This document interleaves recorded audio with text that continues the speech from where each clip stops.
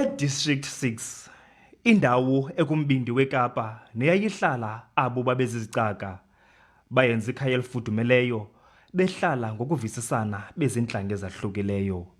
Kodwa kusuka ngomhla we-11 kweyoMdumba ngonyaka ka-1966 ukuya kwiminyaka ye-70s, ngapha kwamawaka ngama-60 bathi badudulwa ngenkani besiwa ezilokishini. Abo babehlala apha bathi ukukududulwa baqhekeza ubudlelwane babo. Close, loss of community, loss of friendships, because we were scattered to the different townships in the, on the Cape Flats, and it was hard for everybody. Isigwebo sango-2019 sathi isebe lokuvuselelwa kwemihlaba liphanzile ekulandeleni umyalelo wenkundla wokuvuselelwa kuphuculwe iDistrict 6. It is an imperialist, colonialist occupation of land of people that it belonged to as well.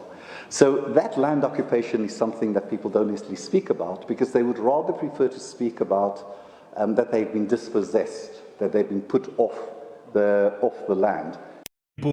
Nomafa lithi urhulumente funeka axhase inkqubo yokujonga ukuba kwenzeka ntoni emva kokuba abantu badudulwa.